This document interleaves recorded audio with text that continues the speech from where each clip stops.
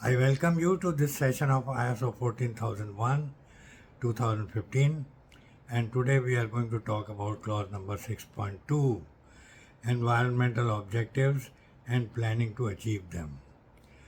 So as usual, first of all, I'll read out the requirement to you as given in the standard. Clause number 6.2, environmental objectives and planning to achieve them, and under this subclause number 6.2.1, environmental objectives.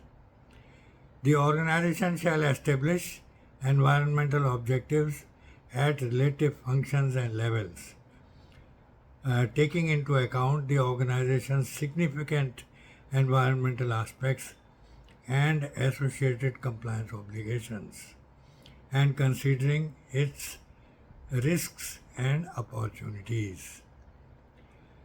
The environmental objectives shall be A, B, C, D, E, there are 5 points.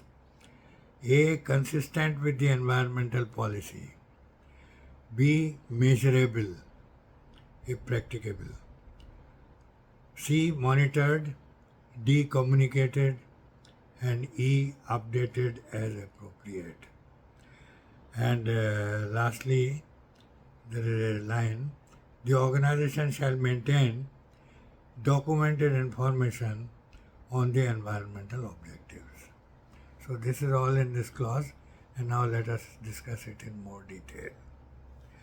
Well, as the topic says, we are talking about the environmental objectives and planning of the environmental objectives to achieve these objectives. And as you know, the objectives are part of the environmental policy. They are ingrained into the policy so that we can pick them up from there and plan them and achieve them. Now, 6.2.1 environmental objectives. The organization shall establish environmental objectives at relevant functions and levels, taking into account the organization's significant environmental aspects and associated compliance obligations, and considering its risks and opportunities. So what we have to think about is what are our main objectives,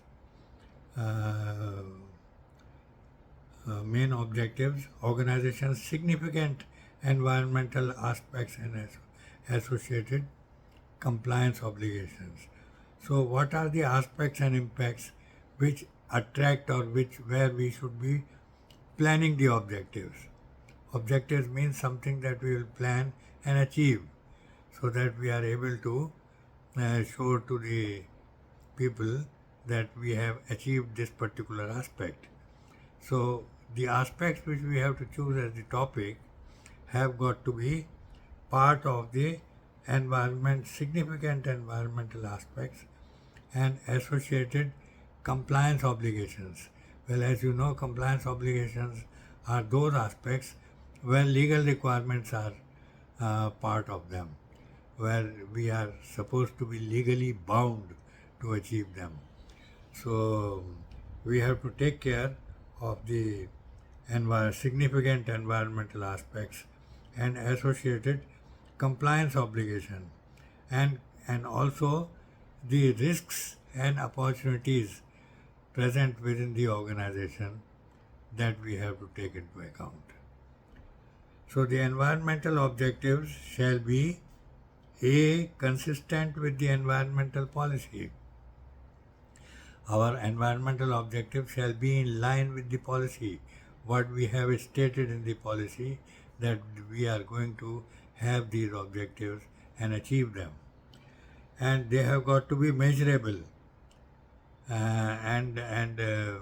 Measurable means they have got to be practical so that we are able to put them into action, and then also measure them and monitor these objectives. Measurement, monitoring is C, and these are communicated to all the people concerned within the organization and also to the interested parties who are interested in knowing what objectives we are planning to achieve. And E is updated as appropriate. We have to ensure that our objective planning is updated.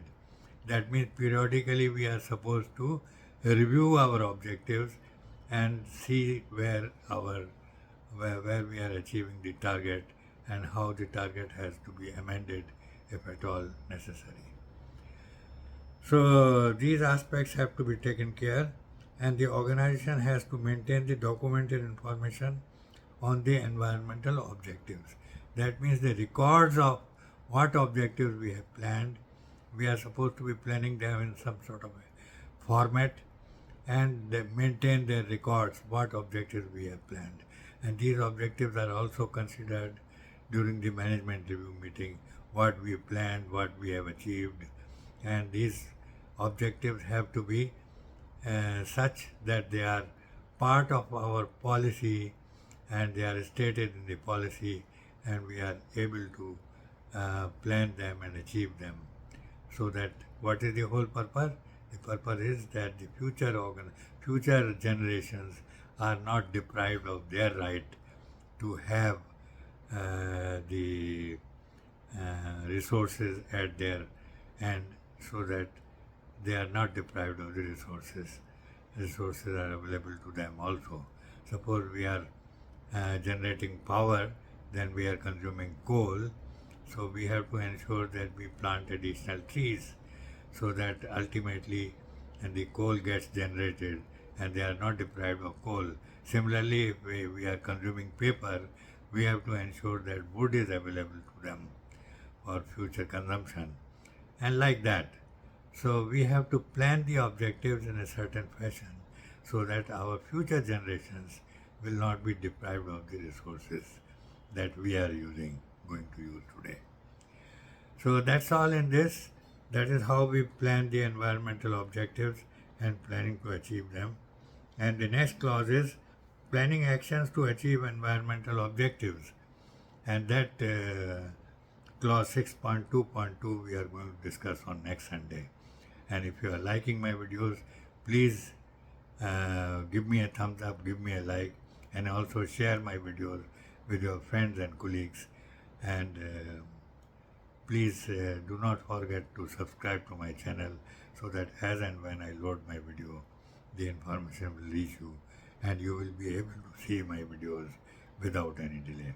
So thank you very much for watching my videos, and see you again on next Sunday when we are going to discuss clause number 6.2.2, planning actions to achieve environmental objectives. Bye bye. See you next Sunday. Bye.